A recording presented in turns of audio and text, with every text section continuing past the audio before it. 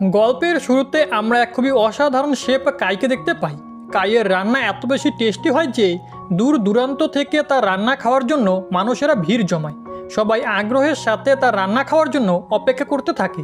কাইয়ের restaurant এত বেশি জনপ্রিয় ছিল যে প্রায় সব সময় মিডিয়ার লোকজন তার ইন্টারভিউ নিতে চলে আসতো। কাই মূলত পুরনো দিনের রন্ধন প্রণালী ব্যবহার করত, যেটা তার রান্নাকে আরও বেশি সুস্বাদু করে তোলে। তার কাটিং স্কিল এবং রান্নার কৌশল দেখে সবাই অবাক হয়ে যেত। কিন্তু এত ভালো শেফ হওয়ার পিছনে কাইয়ের খুবই একটা দুঃখজনক অতীত রয়েছে। এরপরে আমাদেরকে একটা ফ্ল্যাশব্যাক দেখানো হয়। কাই ছোটবেলা থেকেই রান্নায় খুবই আগ্রহী ছিল। তার বাবা ছিল খুব ভালো একজন শেফ। কাইয়ের বয়স যখন মাত্র 10 বছর, তখন থেকেই তার বাবা মিস্টার কো তাকে অনেক বকাঝকা করত আর বলতো, তুমি এত বড় হয়ে গিয়েছো কিন্তু এখনও ঠিকভাবে নুডলস রান্না করতে পারো না, তুমি কখনোই একজন ভালো শেফ হতে পারবে না। তার সাথে সাথে মিস্টার কো কাইকে রেখে চলে যায় নিজের কুকিং কেরিয়ার তৈরি করার জন্য। কাই তার বাবার জন্য অনেকদিন অপেক্ষা করলেও ওর বাবা কখনোই ওকে নিতে আসেনি। এই কারণে কাই সেই সময় অনেক বেশি কষ্ট পেয়েছিল আর সে প্রমিস করে সে একদিন দুনিয়ার সবথেকে ভালো শেফ হবে। এখন আমরা কাইয়ের বাবা মিস্টার কোকে দেখি, যে এখন চায়না শহরের এক অনেক বড় মাস্টার শেফ। প্রচুর নাম ডাক এবং সম্মান রয়েছে তার। ওকে চায়নার গড অফ কুকিং নামেও ডাকা হয়। কিন্তু এত বছর হয়ে গেল কাইয়ের বাবা কখনো কাউকে বলেনি যে ওর একটি ছেলে সন্তান রয়েছে। আর মূলত এর জন্যই কাই তার বাবাকে ঘৃণা করত। মিডিয়ার লোকজন কাইয়ের রান্নার প্রতিবেদন তৈরি করার পর যখন খাবার টেস্ট করতে যায়, তখন কাই তাদেরকে বলে, আমার কাছে সব কাস্টমারই সমান, তাই খাবার খেতে হলে আপনাদেরকে লাইনে দাঁড়াতে হবে।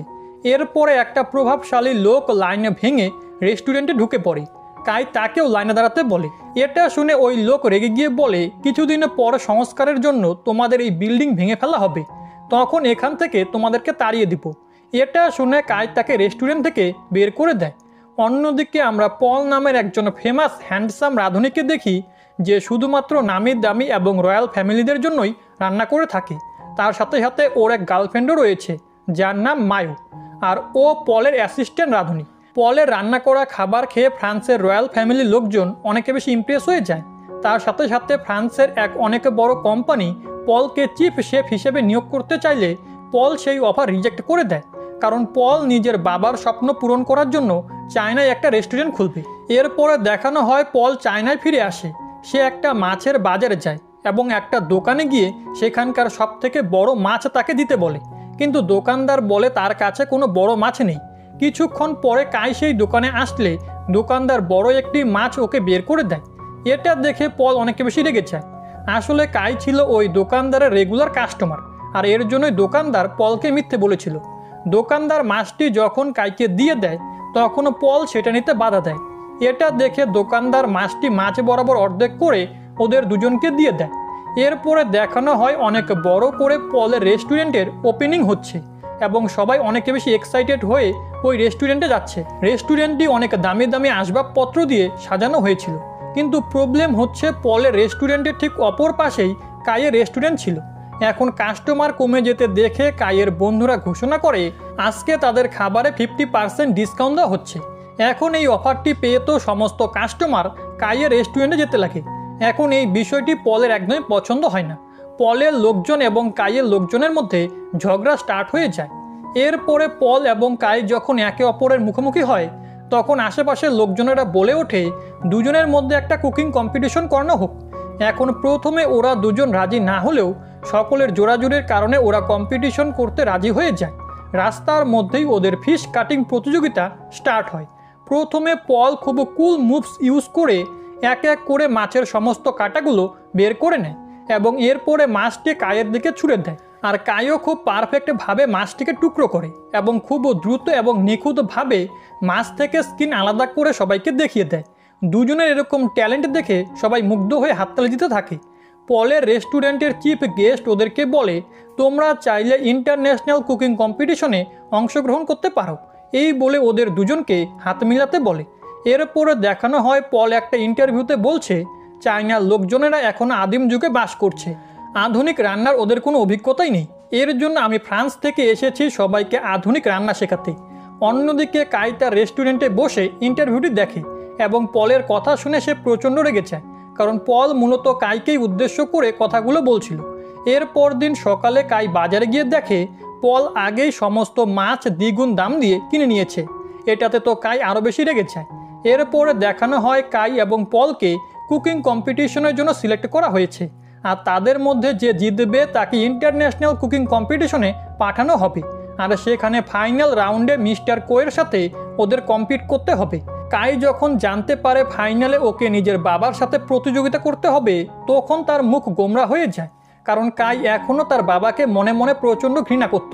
অন্যদিকে কাইয়ের বন্ধুরা তো অনেক বেশি খুশি ছিল, কিন্তু ওরা জানতো না মিস্টার কো আসলে কাইয়ের বাবা। অন্যদিকে একটা ইন্টারভিউতে দেখানো হয় মিস্টার কোয়ের কাছে কাইয়ের বিষয়ে জিজ্ঞেস করা হচ্ছে, কারণ তাদের দুজনেরই সারনেম এক ছিল এবং তাদের চেহারারও মিল রয়েছে। এই প্রশ্ন শুনে মিস্টার কো অনেক বেশি রেগে যায়, আর সে বলে আমার কোনো ছেলে নেই। এর পরদিন পলের গার্লফ্রেন্ড এসে কাইদেরকে ওদের রেস্টুরেন্টে ডিনার করতে ইনভাইট করে। এখন কাইও এই ইনভিটেশন অ্যাকসেপ্ট করে নিজের বান্ধবীকে নিয়ে পলের রেস্টুরেন্টে ডিনার করতে চলে আসে। কিন্তু এখানে পলের পরিবর্তে মায়ও ওদেরকে খাবার পরিবেশন করছিল। সে কাইকে দুটো ডিশ এনে দেয়, একটি ছিল ডিমের এবং অন্যটি ছিল গাছ এবং মাশরুম দিয়ে তৈরি একটি খাবার। ডিমটা ছিল খুবই টেস্টি এবং ওই মাশরুমের খাবারটি ছিল খুবই অত্যাধুনিক একটি ডিশ। তার মধ্যে জল দিলে খাবারটি উপরে চলে আসে। মায়ও বলে তোমরা হয়তো আগে এই ধরনের খাবার কখনো দেখোনি, এটি হচ্ছে পলের একটা স্পেশাল ডিশ যার জন্য সে পুরস্কার পেয়েছিল।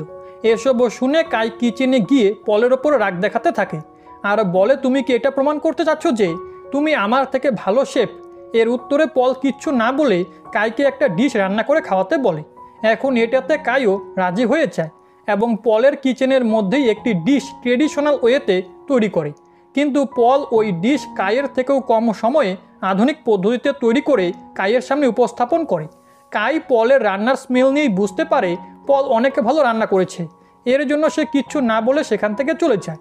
এখন কাইয়ের যাওয়ার পরে পল কাইয়ের রান্না টেস্ট করে মুগ্ধ হয়ে যায়। অন্যদিকে কাই রেস্টুরেন্টে মন খারাপ করে বসেছিল আর নিজের বাবার বলে যাওয়া শেষ কথাগুলো মনে করছিল, যখন তার বাবা তাকে বলেছিল তোমার মধ্যে শেফ হওয়ার কোনো যোগ্যতাই নেই। অন্যদিকে কাইয়ের বাবা তার বন্ধু মিস্টার হংয়ের সাথে দেখা করে, আর মিস্টার হংয়ের কাছেই সে কাইকে ছোটবেলায় রেখে গিয়েছিল। মিস্টার হং হলো একজন রাঁধুনি যে কাইকে ছোট থেকে বড় করে তুলেছে এবং রান্না করাও শিখিয়েছে। মিস্টার কো বলে সে কাইকে দেখতে চায়, এর জন্য মিস্টার হং ফোন করে তাকে সেখানে ডাকে। এখন কাই সেই জায়গায় এসে নিজের বাবাকে দেখতে পায়। এত বছর পর নিজের বাবাকে দেখে কাই একদম শক হয়ে যায়। মিস্টার কো কাইয়ের খোঁজ খবর নিতে শুরু করে, কিন্তু কাই তাকে থামিয়ে দিয়ে বলে আমি আপনার ছেলে নই, ইন্টারভিউতে এমনটাই বলেছিলেন না? মিস্টার কো কাইকে বলে আমাকে দেখো, আমি এক সফল ব্যক্তি, আমি 2 বার বিশ্ব সেরা রাঁধুনির পুরস্কার পেয়েছি, কিন্তু তুমি হলে পুরনো গলির সামান্য একজন রাঁধুনি, এর থেকে বেশি কিছু নও। তাই সবার প্রথমে নিজেকে প্রমাণ করো। এই শুনে কাই রেগে গিয়ে বলে আমি নিজেকে প্রমাণ করব যে সফল হতে গেলে নিষ্ঠুর হতে হয় না, সফল হতে গেলে অহংকারী হতে হয় না, আর এখন এই পুরনো গলির রাঁধুনি হবে বিশ্বসেরা। এই বলে সে ওখান থেকে চলে যায়। এরপরে আমাদেরকে ওই কুকিং কম্পিটিশনের সিন দেখানো হয়। বিচারকরা উপস্থিত হয়েছে সবথেকে ভালো শেফকে বেছে নেওয়ার জন্য। এই জায়গায় আমরা কাইয়ের বন্ধুদেরকেও দেখতে পাই যারা কাইয়ের জন্য চেয়ার আপ করছিল। প্রথমে আমরা কাইকে রান্না করতে দেখি, যেখানে সে চিকেনের চামড়া না কেটেই চিকেনকে আলাদা করার টেকনিক দেখায়, যেটা দেখে তো সমস্ত অডিয়েন্স এবং বিচারক অবাক হয়ে যায়। এরপরে সে নিজস্ব ট্রেডিশনাল স্টাইলে রান্না করতে থাকে। অন্যদিকে পল খুবই আধুনিক স্টাইলে রান্না করছিল এবং সে অল্প সময়ই একটি সুইট ডিশ রান্না করে ফেলে। নির্দিষ্ট সময়ের আগেই রান্না কমপ্লিট করে সে নিজের খাবারটি বিচারকদের সামনে উপস্থাপন করে। অন্যদিকে কাই নিজের ট্রেডিশনাল স্টাইলে রান্না করছিল, যার কারণে তার নির্ধারিত সম্পূর্ণ সময় লেগে যায়। এরপরে বিচারকরা ওদের খাবার টেস্ট করে। দুজনেরই খাবার সমান টেস্টি ছিল, আর রেজাল্টের সময় দেখা যায় দুজনেই সমান নাম্বার পেয়েছে, কিন্তু যে কোনো একজনকে জয়ী ঘোষণা করতে হবে। এরপরে একজন বিচারক স্টেজে উঠে বলে রান্না হলো একটি আর্ট, আর এই কাজটি নির্দিষ্ট সময়ের মধ্যে করতে হয়। যেহেতু পল সময়ের আগেই নিজের খাবার রান্না করেছে, তাই পলকে জয়ী হিসেবে ঘোষণা করা হলো। এটা শুনে কাইয়ের মন ভেঙে যায়, সে প্রচণ্ড কষ্ট পেয়ে সেখান থেকে চলে আসে। আর এই অনুষ্ঠানটি মিস্টার কো বাড়িতে বসে দেখছিল। কম্পিটিশন হেরে যাওয়ায় কাই এতটাই ভেঙে পড়ে যে সে কয়েকদিন পর্যন্ত বাড়িতেই ফিরে যায় না, শুধু ভিডিও গেম খেলে সময় কাটায়। একদিন মিস্টার হং তার কাছে আসে, সেও কাইয়ের সাথে ভিডিও গেম খেলতে শুরু করে। কাই খুব সহজেই গেমটা জিতে যায়। তখন মিস্টার হং বলে জয়ী হওয়া কিংবা হেরে যাওয়া এটি একটি সাধারণ ঘটনা। হেরে যাওয়া মানে এটা নয় যে তুমি আর কখনো জিততে পারবে না, তোমাকে পরবর্তীতে জেতার জন্য প্রস্তুত হতে হবে। মিস্টার হংয়ের কাছ থেকে আমরা জানতে পারি কাইয়ের রেস্টুরেন্টের মালিক হচ্ছে মিস্টার হং, এবং সেই রেস্টুরেন্টের সবাইকে তিনি রাস্তা থেকে তুলে এনেছেন। তিনি সবাইকে এত বেশি ভালোবাসেন যে তাদের কথা চিন্তা করে তিনি কখনো বিয়েই করেননি। এরপরে দেখানো হয় পল এবং তার পার্টনাররা ওদের জিতকে সেলিব্রেট করছিল। কিছুক্ষণের মধ্যেই পলের পার্টনাররা ওকে এমন একটা কথা শোনায় যেটা শুনে পল হতাশ হয়ে যায়। তারা বলে কুকিং কম্পিটিশনের পরবর্তী রাউন্ড থেকে একটি দলে 2 জন করে কন্টেস্টেন্ট থাকবে, তাই তোমার বদলে এখন থেকে মায়ো হবে প্রধান শেফ আর তুমি হবে তার অ্যাসিস্ট্যান্ট, কারণ ও খুবই সুন্দরী এবং আকর্ষণীয়, যার কারণে আমাদের রেস্টুরেন্ট আরও বেশি ফেমাস হবে।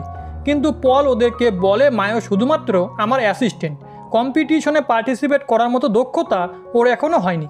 ঠিক সেই সময় মায়ো 2টো স্যুপ নিয়ে এসে পলের সামনে রেখে দেয় আর বলে এই 2টো স্যুপ টেস্ট করে বলো কোনটাতে লবণ বেশি হয়েছে। এটা শুনে পল অবাক হয়ে যায়, কারণ সে বুঝতে পেরে গিয়েছে মায়ো তার সিক্রেট সবার সামনে রিভিল করে দিয়েছে। আর সেটা হলো পল রান্নায় দক্ষ হলেও ওর রান্নার স্বাদ নেওয়ার ক্ষমতা নেই, অর্থাৎ খাবারটি নোনতা না মিষ্টি এই বিষয়ে পল বুঝতে পারে না। মায়ো বলে যেই ব্যক্তি স্বাদ অনুভব করতে পারে না তার শেফ হওয়ার কোনো যোগ্যতাই নেই। এরপরে তারা পলের রেসিপির বইটিও নিয়ে নেয় আর বলে এই বইয়ের কারণে যে কেউ তোমার মতো রান্না করতে পারবে, তাই তোমাকে আমাদের আর কোনো প্রয়োজন নেই। তার আরেকজন পার্টনার বলে মায়োর সাথে আমার রিলেশন চলছে, আমরা একে অপরকে পছন্দ করি। মায়ো পলকে বলে তুমি কি ভেবেছিলে আমি তোমাকে ভালোবাসি বলে এতদিন ধরে তোমার সাথে ছিলাম? আসলে আমি সবসময় ইন্টারন্যাশনাল পরিচিতি অর্জন করতে যাচ্ছিলাম আর এখন সেই সুযোগ আমি পেয়েছি। পল মায়োর সমস্ত কথা শুনে ভীষণ কষ্ট পায়, কান্না করতে করতে সেখান থেকে চলে আসে এবং রাস্তার পাশে বসে পল একের পর এক ড্রিঙ্ক করছিল। আর সেখান দিয়ে যাওয়ার সময় কাইও তাকে দেখতে পায় এবং কাই তাকে জিজ্ঞেস করে আমি না হয় কম্পিটিশনে হেরে গিয়েছি, তুমি তো হেরে যাওনি, তাহলে এভাবে কষ্ট কেন পাচ্ছ? পল তাকে সমস্ত ঘটনা এবং নিজের সিক্রেটে বলে দেয় যে তার স্বাদ নেওয়ার কোনো ক্ষমতা নেই এবং তার পার্টনাররা তার সাথে বেইমানি করেছে। পল সেখানে থাকা মিস্টার কোয়ের একটা পোস্টার দেখিয়ে বলে এই লোকটি হলো আমার আইডল, আমি একদিন ওনার মতো মাস্টার শেফ হতে চাই। এটা শুনে কাই নিজের সিক্রেট পলের সামনে শেয়ার করে আর বলে এই ছবির লোকটি হলো আমার বাবা। এটা শুনে তো পল বিশ্বাস করতে পারে না, যেটাতে কাই তাকে সমস্ত ঘটনা খুলে বলে। কাই আরও বলে এই লোকটি খুবই সেলফিশ একজন মানুষ, আমি চাই একটি বড় কম্পিটিশনে জিততে এবং এই লোকটিকে দেখিয়ে দিতে যে আমিও একজন ভালো শেফ। আর এরপরে ওরা 2 জন মিস্টার কোয়ের পোস্টারে কাচের বোতল ছুঁড়ে মারে আর এভাবেই নিজেদের ডিপ্রেশন দূর করার চেষ্টা করে। আস্তে আস্তে ওদের 2 জনের মধ্যে খুব ভালো বন্ধুত্ব হয়ে যায়। এদিকে পলের পার্টনাররা কাই রেস্টুরেন্টে আসে। আমরা বুঝতে পারি তারা গল্পের শুরুতে দেখানো সেই প্রভাবশালী লোকটির সাথে হাত মিলিয়ে কাই রেস্টুরেন্টে কিনে ফেলেছে আর ওরা মিস্টার হংকে বলে যতটা দ্রুত সম্ভব এখান থেকে চলে যান, কারণ খুব শীঘ্রই এই রেস্টুরেন্টটা ভেঙে এখানে নতুন বিল্ডিং তৈরি করা হবে। এসবও শুনে ওখানে থাকা সবাই ওদের ওপরে প্রচণ্ড রেগে যায়। তখনই কাই এবং পল সেই জায়গায় চলে আসে। পল তার পার্টনারকে দেখে বলে আমি সিদ্ধান্ত নিয়েছি যে কম্পিটিশনের পরবর্তী রাউন্ডে মায়োকে আমার সাথে নিব না, আমার পার্টনার হবে কাই। এই শুনে তারা পলকে বলে আমাদের কথা মতো কাজ করো, না হলে আমরা তোমার কেরিয়ারকে ধ্বংস করে দিব। এটা শুনে পল রেগে গিয়ে তাকে আঘাত করে। ওখানে থাকা সবাই পলের এরকম সাহসিক রূপ দেখে অনেকে বেশি অবাক হয়ে যায়। তার সাথে সাথে ওরা পল এবং কাইকে একসঙ্গে দেখে অনেকে বেশি খুশিও হয়। এরপর দিন আমরা দেখতে পাই ওরা 2 জন মিলে কুকিং কম্পিটিশনের জন্য প্রস্তুতি নিচ্ছে। ওরা 2 জনেই একে অপরকে রান্নায় হেল্প করছিল, যেখানে কাই তার ট্রেডিশনাল রান্নার পদ্ধতি পলকে শেখায় আর অন্যদিকে পল তার আধুনিক রান্না শিখিয়ে দেয় কাইকে। এছাড়াও কাই পলকে এটাও শেখাতে থাকে কিভাবে খাবারের টেস্ট নিতে হয়। মিস্টার হংও তাদেরকে সাহায্য করছিল। সে একটি বাদামকে উড়ন্ত অবস্থায় 2 টুকরো করে ফেলে। এটা দেখে তো সবাই অবাক হয়ে যায় আর এভাবেই ওদের সবার মধ্যে খুব ভালো একটা বন্ডিং তৈরি হয়। এরপরে দেখানো হয় ইন্টারন্যাশনাল কুকিং কম্পিটিশন শুরু হচ্ছে, যেখানে অন্যান্য দেশ থেকে নামি দামি সব শেফরা এসেছিল প্রতিযোগী হিসেবে। প্রতিযোগিতা স্টার্ট হলে সবাই যে যার মতো রান্না করতে শুরু করে। সেখানে মায়োকেও দেখা যায়। এরপরে নির্দিষ্ট সময়ের মধ্যে রান্না করে সবাই বিচারকদের সামনে উপস্থাপন করে। বিচারকরা সবার খাবার টেস্ট করে। রেজাল্ট দেওয়া হলে দেখা যায় কাই এবং পল সবাইকে হারিয়ে ফাইনাল রাউন্ডের জন্য সিলেক্ট হয়েছে। এটা শুনে তো ওরা 2 জনই আনন্দে আত্মহারা হয়ে যায় আর বিচারকরা ওদের 2 জনের খাবার খেয়ে মুগ্ধ হয়ে গিয়েছিল। তারা এটাও বলে কাই এবং পল যে রান্না করেছে সেটা পৃথিবীতে খুব কম সংখ্যক মানুষই সঠিকভাবে তৈরি করতে পারে। এরপরে দেখানো হয় নেক্সট রাউন্ডের জন্য দুজনে বসে আলোচনা করছিল, কিন্তু প্রবলেম হলো কম্পিটিশনের রুল অনুযায়ী মিস্টার কোয়ের বিপক্ষে ওদের দুজনের মধ্য থেকে যে কোনো একজনকে অংশগ্রহণ করতে হবে। কাই পলকে বলে, আমার তোমার ওপরে সম্পূর্ণ বিশ্বাস আছে, আমি জানি তুমি মিস্টার কোকে অবশ্যই হারাতে পারবে। কিন্তু পল বলে কম্পিটিশনের নেক্সট ধাপে সে নয় বরং কাই রান্না করবে, কারণ কাইয়ের উচিত তার বাবার মুখোমুখি হয়ে ওনাকে দেখিয়ে দেওয়া যে গলি থেকে উঠে আসে একটা সাধারণ রাঁধুনিও বিশ্বসেরা হতে পারে। পল আরও বলে স্বাদ গ্রহণের অনুভূতি ছাড়া যে সে এত দূর আসতে পেরেছে এটাই তার জন্য অনেক বড় প্রাপ্তি। পরে পল কাইকে আরও উৎসাহ দিতে থাকে আর কাইও রাজি হয়ে যায় ফাইনাল রাউন্ডে যাওয়ার জন্য। এরপরে সেই দিনটি চলে আসে যেদিন কাই তার বাবার সামনে দাঁড়িয়ে প্রতিযোগিতা করবে। এই রাউন্ডের রুল ছিল 1 ঘন্টার মধ্যে তারা দুজন নিজেদের ইচ্ছা মতো যে কোনো ডিশ তৈরি করতে পারবে। মিস্টার কো রান্না শুরু করে দেয়, কিন্তু কাই এক জায়গায় চুপচাপ দাঁড়িয়েছিল। সে তার অতীতের কথাগুলো মনে করছিল। আসলে ছোটবেলায় যখন তার বাবা তাকে ছেড়ে চলে গিয়েছিল তখন এলাকার ছেলেরা তাকে অনেক বিরক্ত করত। এখন কাইকে এভাবে ভাবতে দেখে মিস্টার কো তার মুখে জল ছুঁড়ে মারে আর বলে, দাঁড়িয়ে দাঁড়িয়ে স্বপ্ন না দেখে রান্না করা শুরু করো, তুমি কি করতে পারো আমিও দেখতে চাই। এরপরে কাই মনোযোগ সহকারে রান্না শুরু করে দেয় আর অন্যদিকে মিস্টার কো খুবই নিখুঁতভাবে একটি ডিশ তৈরি করে। 1 ঘন্টার মধ্যে তাদের রান্না কমপ্লিট হয়ে যায়। মিস্টার কোয়ের ডিশটি এতটাই সুন্দর এবং সুস্বাদু ছিল যে সবাই দেখে অবাক হয়ে যায়। বিচারকরা তার খাবার খেয়ে বরাবরের মতোই খুব উপভোগ করে, কিন্তু কাই বিচারকদের কাছে নিজে রান্না করা খাবারটি না নিয়ে তার বাবা মিস্টার কোয়ের সামনে যায়। আর এই ডিশটি আর কিচ্ছু নয় বরং সেই নুডলসটি ছিল, যেটা ছোটোবেলায় হাজার চেষ্টা করেও কাই ঠিকমতো তৈরি করতে পারেনি। আর তার বাবা সবসময় তাকে বলতো, তুমি একটা সামান্য নুডলসও তৈরি করতে পারো না, এর জন্য আমাকে বাবা বলে পরিচয় দেওয়ার কোনো যোগ্যতাই তোমার নেই। আর আজকে সেই নুডলসটি কাই একদম পারফেক্টভাবে তৈরি করে তার বাবার সামনে নিয়ে এসেছে। সে তার বাবার হাতে নুডলসের বাটিটা দিয়ে সেখান থেকে চলে আসছিল।